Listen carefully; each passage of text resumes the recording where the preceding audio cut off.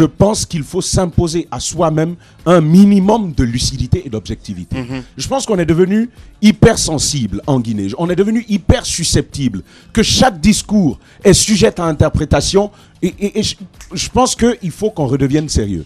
Je veux revenir sur ce discours de M. Cellou Dalein Diallo lorsqu'il introduisait sa campagne, lorsqu'il a lancé du côté de Sanoya. Il a commencé par dire « Je suis Cellou Dalein Diallo » en provenant de Dalein, donc il décline clairement qui il est. Il veut dire par là qu'il est guinéen. Et plus loin, il dit « Je suis Peul et fier de l'être comme n'importe quel Guinéen d'entre vous ». Cellou Dalein le dit, mais j'ai vu beaucoup d'articles qui ont circulé pour dire, à cause de cette expression-là, je suis Peul et fier de l'être comme vous, beaucoup d'articles ont circulé pour dire, Monsieur Cellou Dalein Diallo, c'est encore ce leader communautariste. Et justement, ce que Cellou Dalein Diallo avait voulu dire en reprenant l'expression « je suis Peul et fier de l'être », je pense que c'était une attitude responsable. C'était osé de sa part. Non mais écoutez, je pense que ça y va de la communication.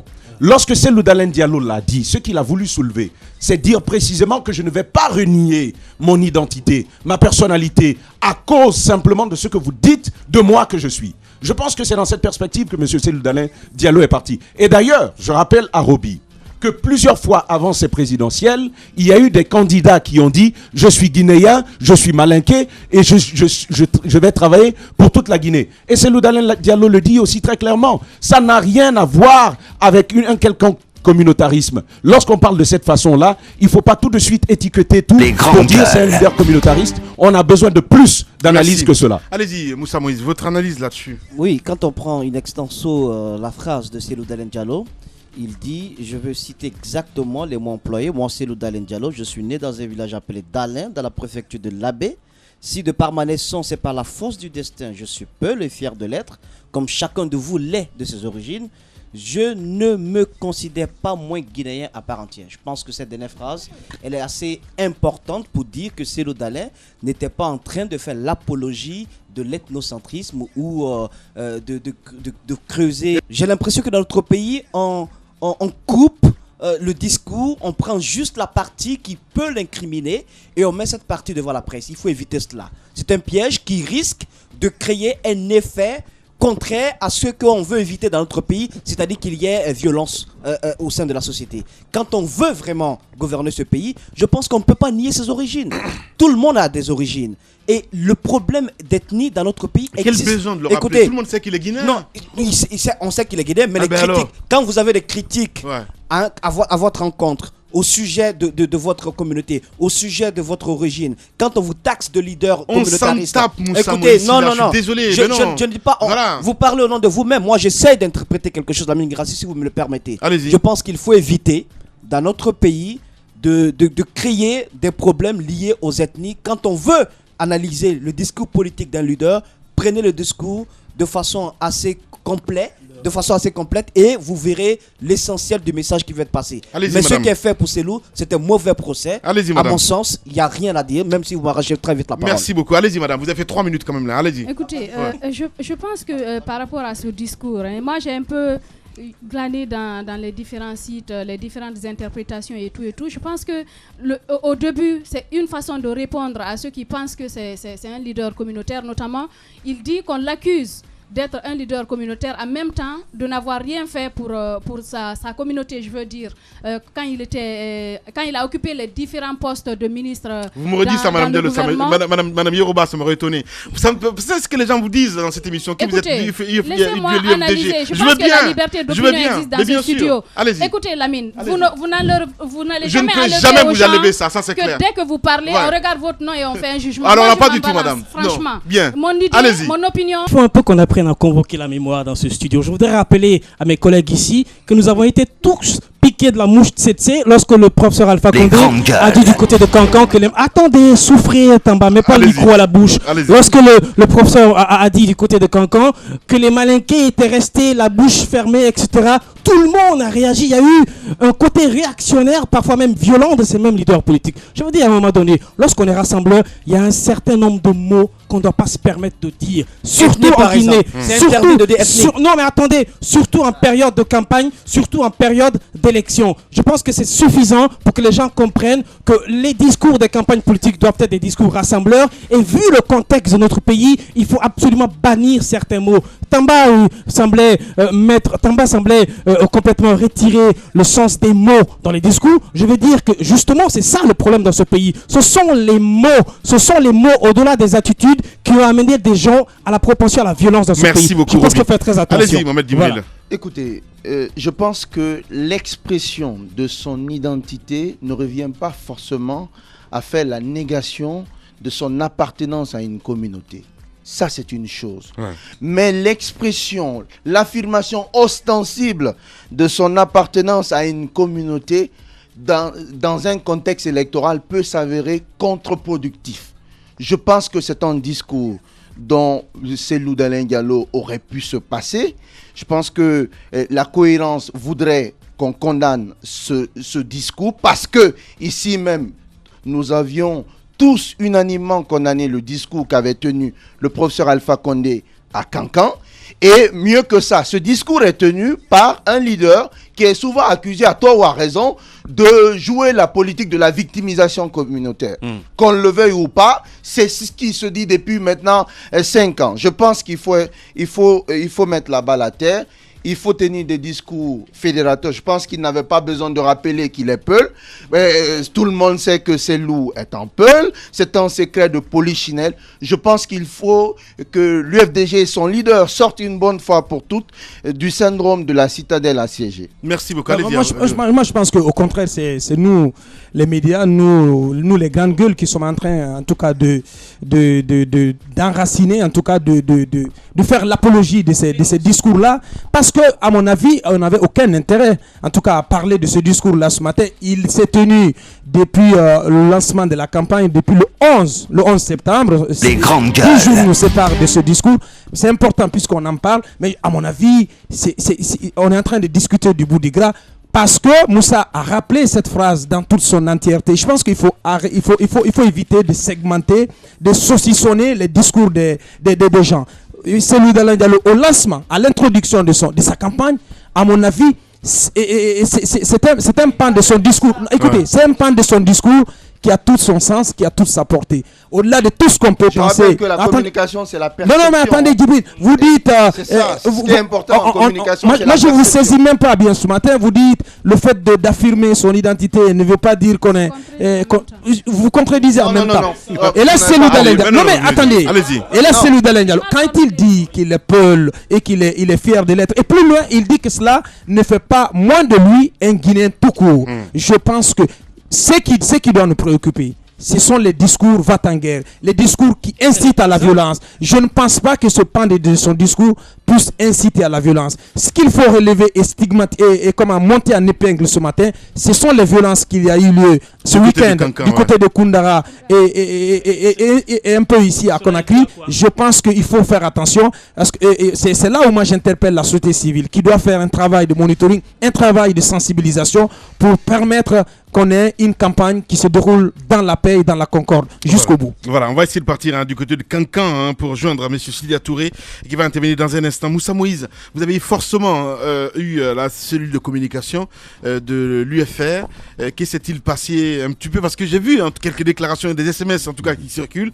J'ai pas pu joindre Tal, mais j'ai appelé notre journaliste qui est dans le cortège de l'UFR. Ouais. Il m'expliquait sommairement que du côté de Kankan, ils ont été très bien accueillis. D'ailleurs, on a vu les images. Tata Kourou en a témoigné lorsqu'il a vu le cortège, tout le mouvement, l'engouement qu'il y avait. Il m'a dit, tiens, je ne m'attendais pas à un tel accueil pour Sidia Touré en Haute-Guinée, surtout dans des endroits réputés être des bastions du RPG Arc-en-Ciel. Ouais. Donc, je lui ai filé un numéro d'un responsable de l'UFR. Et donc, à Kankan, arrivé là, l'accueil a été triomphal. Ensuite, du côté de Ho Chi Minh, c'est là où ils auraient dû faire le discours, tenir le meeting.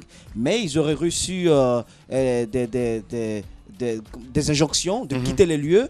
Parce que, on pointe du doigt, entre autres, voilà, le gouverneur du côté de Kankan. Le gouverneur, mais également aussi certains responsables, le préfet notamment. On leur demande, écoutez, vous ne pouvez pas faire votre discours là parce qu'il y a aucune raison valable. Donc, ils ont été obligés de se replier vers le siège de l'UFR où, finalement, Sidya Touré a pu s'adresser à ses militants. Mais ce que moi, je retiens là, c'est que je ne sais pas quelles sont les raisons qui ont motivé cette décision, parce qu'on n'a pas encore entendu une seule autorité de la localité sur ce qui aurait motivé cette interdiction. Mais ce que je retiens, si c'est fait sur des bases électoralistes, ça va créer un effet contraire parce que tout simplement, on a donné déjà l'impression à toute l'opinion qu'à Kankan, tout n'est pas acquis d'avance pour le RPG.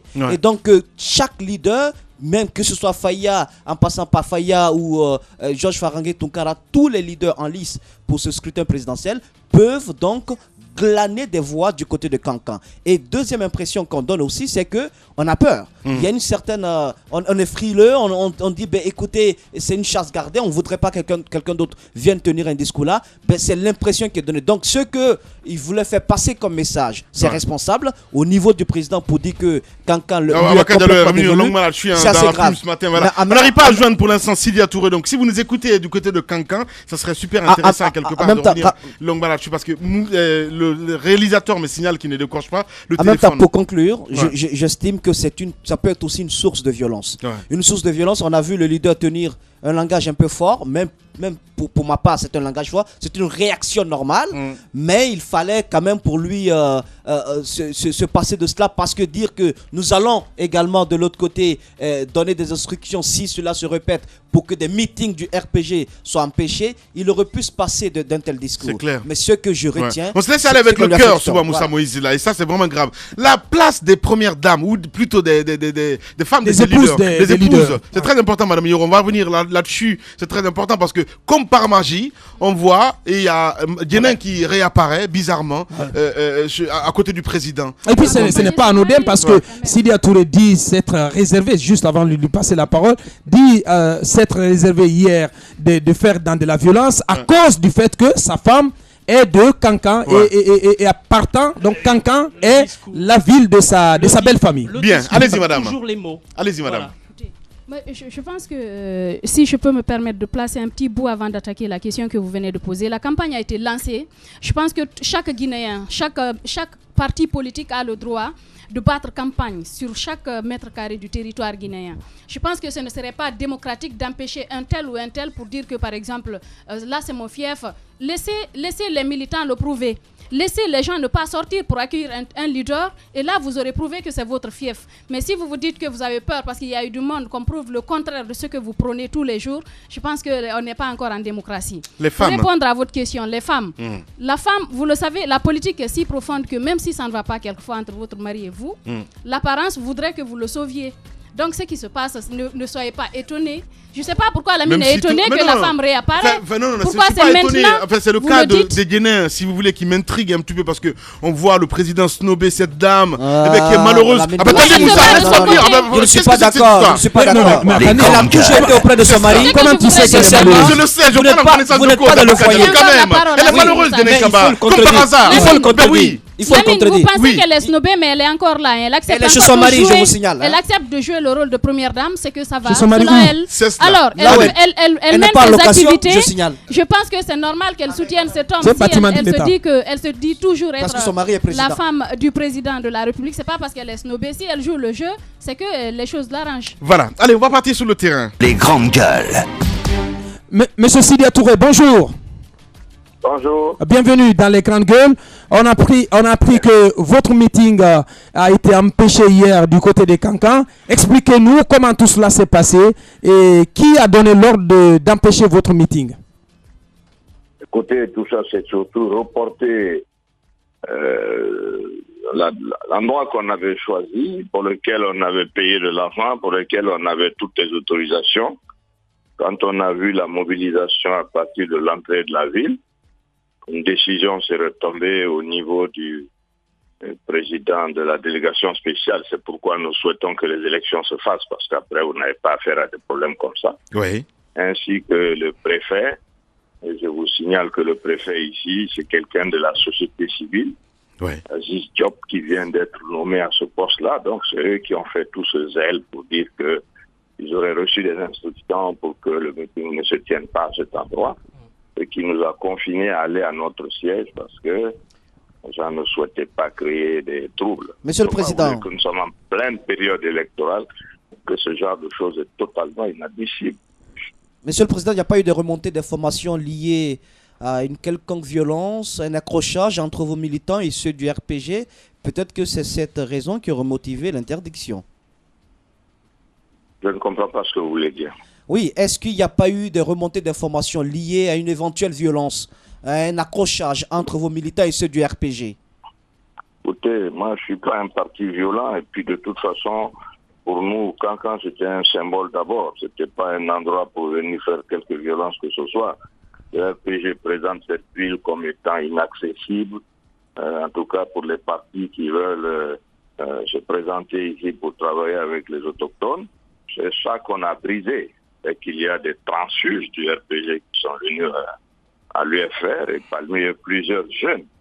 Je crois que c'est ce qui a créé tout cela et on voulait faire croire que certains jeunes n'étaient pas d'accord puisqu'on a même envisagé de mettre en place un comité pour caillasser nos véhicules et démontrer que Cancan ne s'est pas aussi bien passé que ça.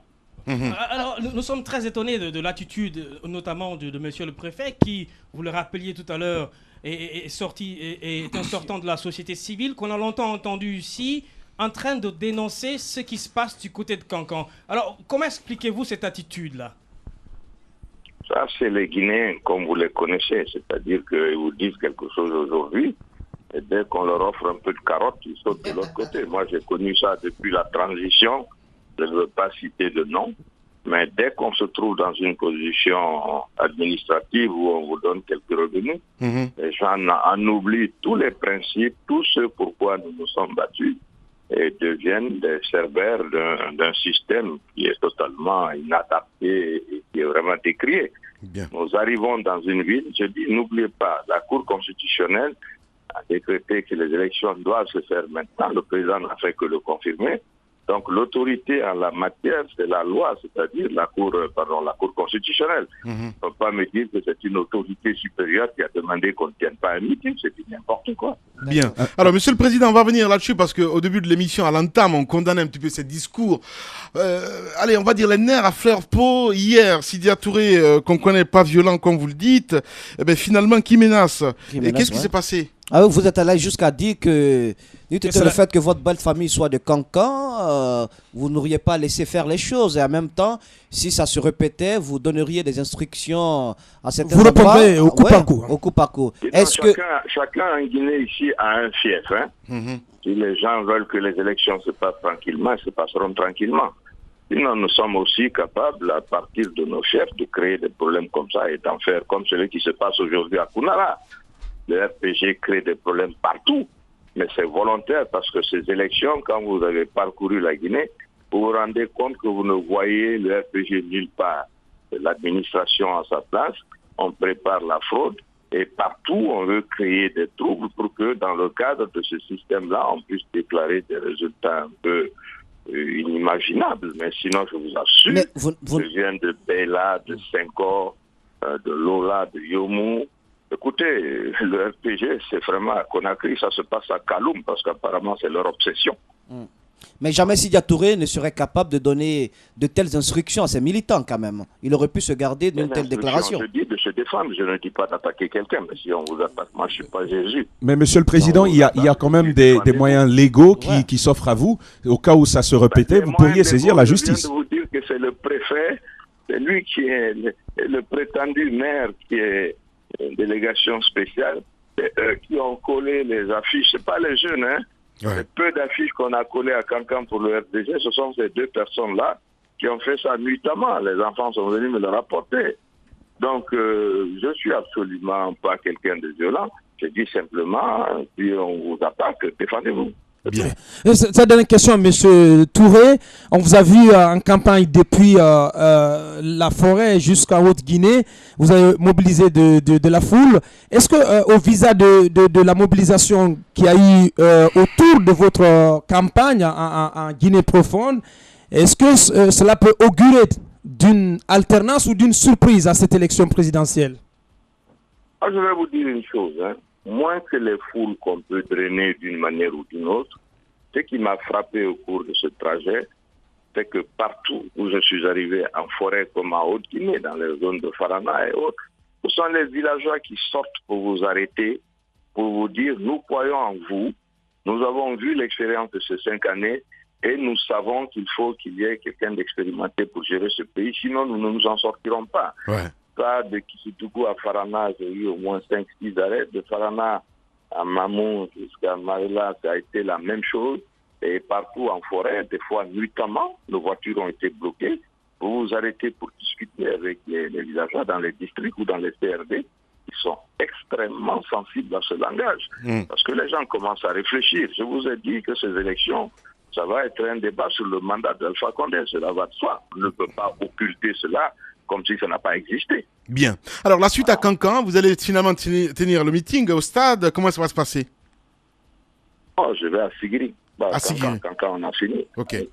Je vais à Sigiri et je reviens à Cancan pour passer la nuit ici. Donc, ensuite, je continuerai. Je veux me rapprocher un peu de Conakry parce que ces élections risquent de se jouer non pas sur les mobilisations ici, mais sur la fraude qui est en train de s'organiser. Je crois qu'il faut que chacun de nous aille bien surveiller tout cela. Mettre en place en espérant qu'on ne vous interdise pas l'hôtel à Cancan. Allez, merci beaucoup en tout cas, monsieur le président. Je suis chez des amis ici, donc je suis pas à l'hôtel. Merci. Même l'hôtel n'est pas la propriété du parti, donc il y a certains de mes militants à l'hôtel. Moi, je suis logé dans des maisons privées, il n'y a pas de problème. Merci beaucoup, monsieur le président, en tout cas, d'avoir accepté notre invitation ce matin. Merci beaucoup. Au revoir. Politiciens véreux, fonctionnaires corrompus, promoteurs immobiliers voyous, justice passive. La Guinée devient-elle mafieuse?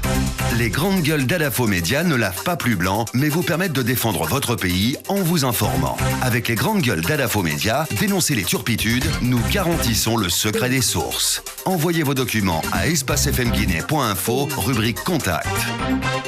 Les grandes gueules d'Alafo Média ou le socle de la liberté d'expression en Guinée.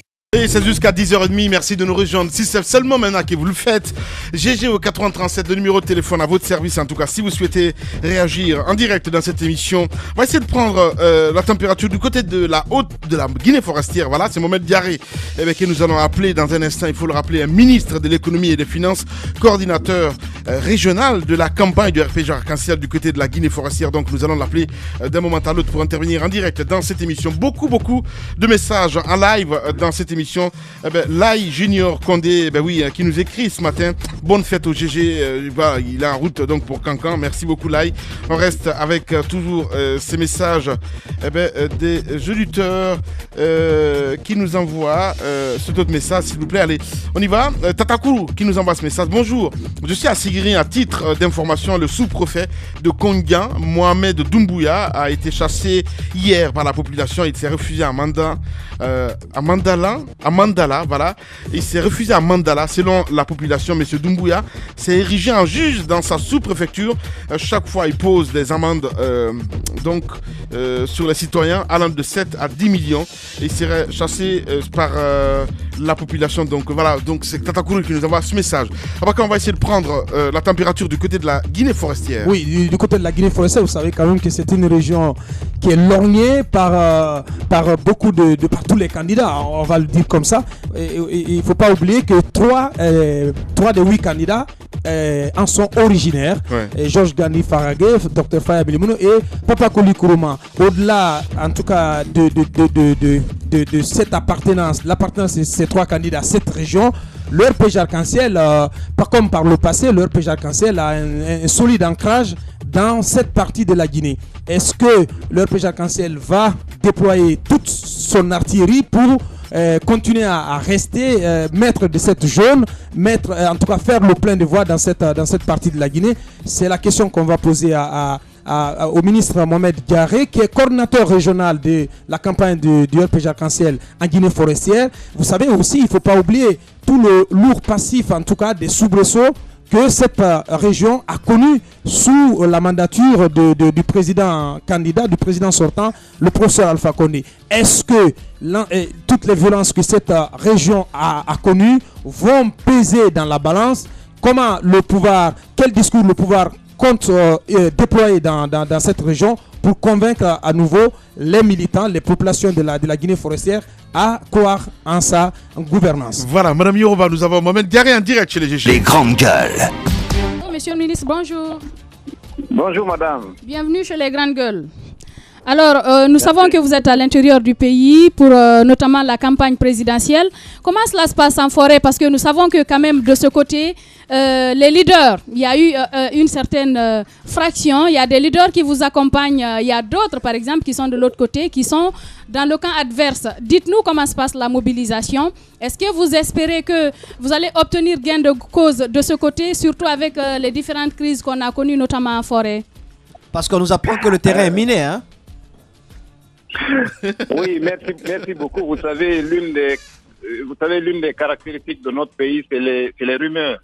Je vais vous dire, moi, je suis dans la région forestière il y a depuis le 15 du mois. J'ai commencé par Kisidougou et ensuite on a lancé la campagne Gekiedou, Matanta et hier à Zérékoré. Et je suis en contact également avec plusieurs sections RPG Arc-en-Ciel, que ce soit à Pela, que ce soit à Pumbadou, dans Yomu et Lola, que ce soit à Bela. Je vais vous dire quelque chose. Aujourd'hui, au niveau de la région forestière, il y a une accalmie. Au niveau de la région forestière, il y a une mobilisation totale en faveur du RPG Arc-en-Ciel. Ouais. Parce que quand vous voyez la ville de Zérékoré dans laquelle je me trouve aujourd'hui, vous reculez en arrière un peu plus de 4 ans, c'était une ville poussiéreuse. Okay. Aujourd'hui, la poussière est derrière nous. Et quand je prends aussi les faits tournantes, les réalisations qui ont été effectuées à Zérékoré, c'est énorme. Ouais.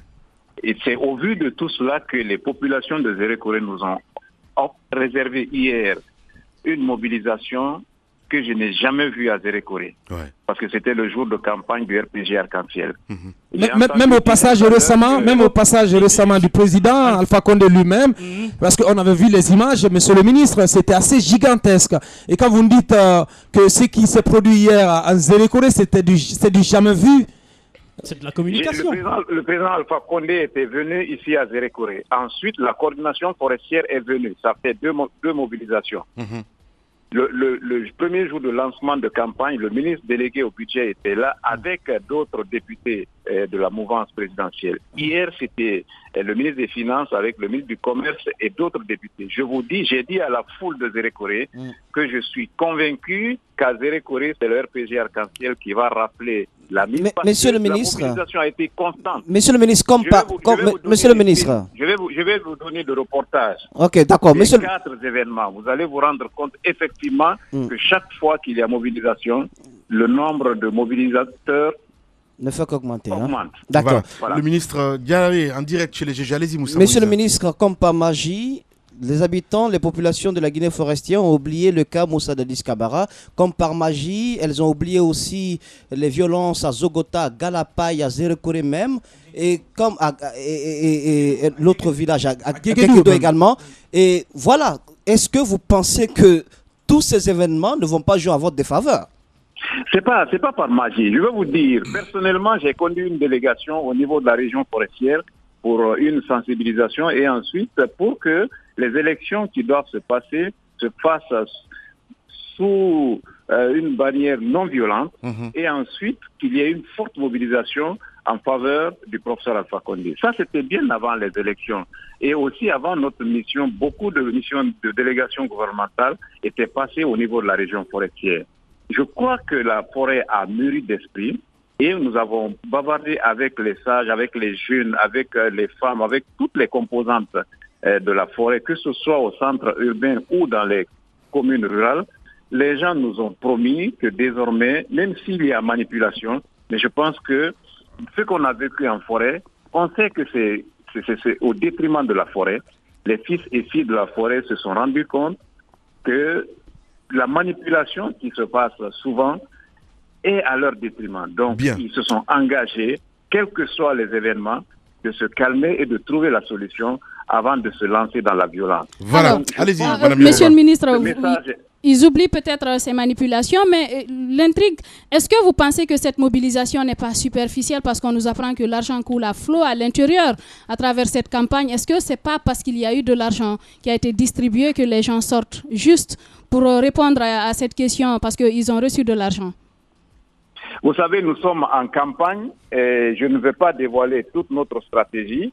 Oula. J'étais hier avec les représentants du RPG Arc-en-Ciel. Madame, je vais vous dire, pour le moment, le RPG Arc-en-Ciel n'a débloqué aucun franc, à commencer de Kissoudjougou jusqu'à Bela, pour donner à qui que ce soit. Vous pouvez vérifier.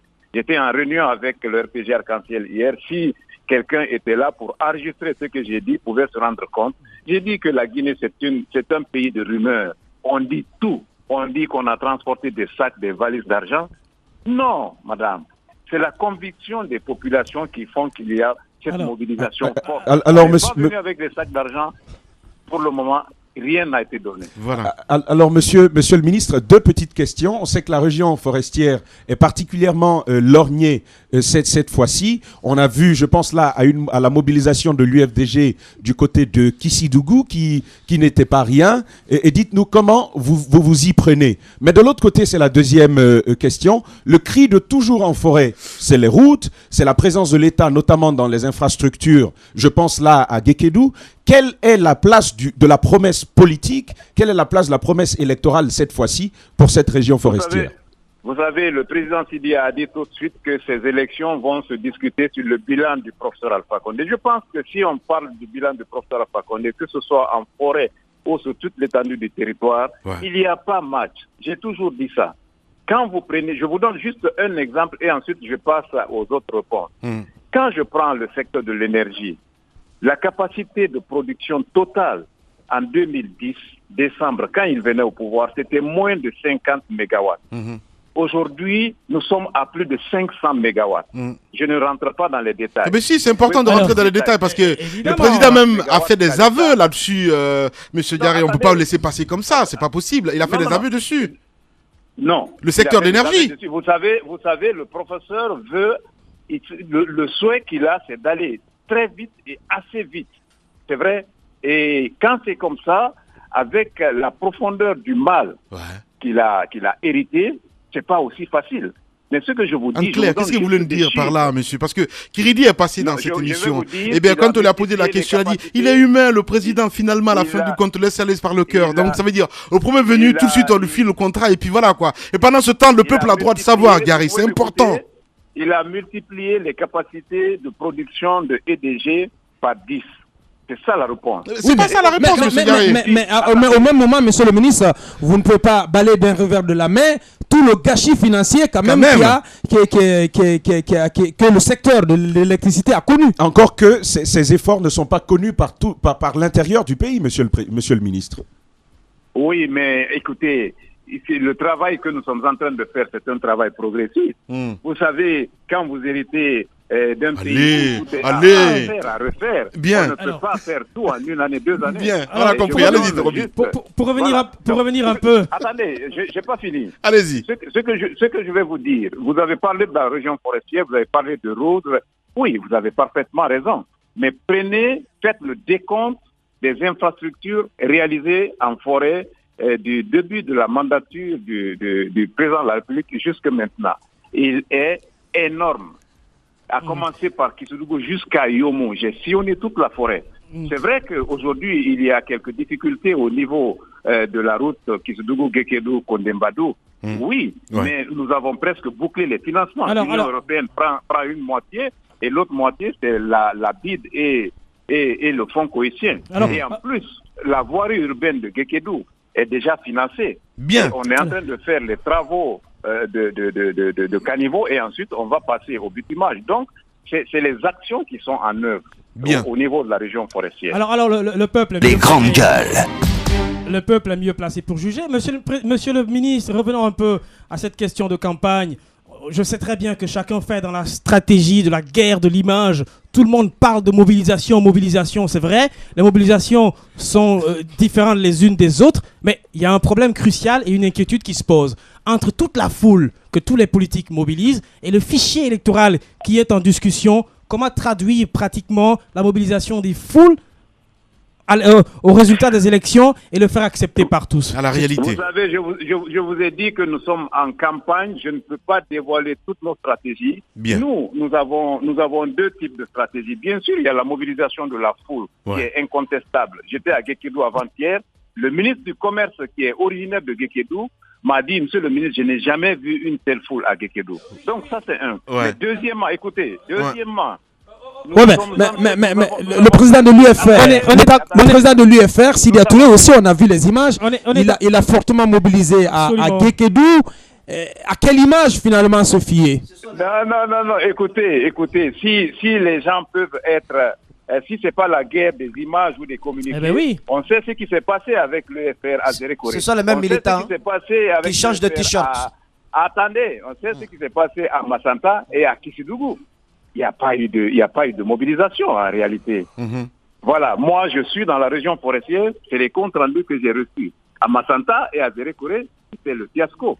Mais ça, c'est pas mon problème. Mon problème, c'est comment mobiliser les votants pour le compte de RPG Arc-en-Ciel pour que le vote soit propre, sans violence, et ensuite qu'on vote en faveur de notre candidat à la majorité qualifiée. Alors, monsieur le ministre... Monsieur Garé, si tu le permets, Moussa. Monsieur Garé, on sait que vous êtes ministre de l'économie et des finances, et donc détenteur des cordons de la bourse. Est-ce que ce n'est pas gênant d'être à la fois ministre de l'économie et des finances, et donc potentiellement enclin à mettre à la disposition du RPG Arc-en-Ciel les moyens de l'État, et le fait d'être coordinateur régional du RPG Arc-en-Ciel en forêt? Je ne vois aucun mal à cela. Il n'y a pas de conflit d'intérêt? Attendez, d'autant que le ministre de l'économie et des finances ne vous autorise pas à faire du n'importe quoi. Il y a toute une procédure budgétaire. Je vous laisse le soin d'organiser tout sorte d'audit que vous voulez. Et ça, c'est d'un côté. Mais en ma qualité de ministre parrain politique de la préfecture de Kissidougou et coordonnateur de la campagne pour la région forestière, je me dois de m'investir sur le terrain, pas en tant que ministre des Finances, parce que je ne peux pas transférer les deniers publics dans la campagne de mon candidat. Non, c'est les sommes collectées par le parti qui vont être utilisées pour financer la campagne. C'est pourquoi je vous dis, je ne suis venu avec aucune valise, je n'ai donné aucun franc pour le moment à aucune section de la région forestière. Parce que on ne m'a pas encore donné de l'argent pour le distribuer. Bien. Alors, monsieur le ministre, vous allez rester avec nous. On marque une pause de 10 minutes et puis derrière, on va revenir parce que vous avez beaucoup de choses à nous dire dans un instant sur Radio Espace. Voilà, vous nous écoutez du côté de Zérékoré sur Zali FM. On marque une pause et puis derrière, on revient. 9h, 10h30 sur Radio Espace Guidé. Retrouvez les grandes gueules ou le débat citoyen sur la radio d'opinion. Savoir et comprendre l'actualité.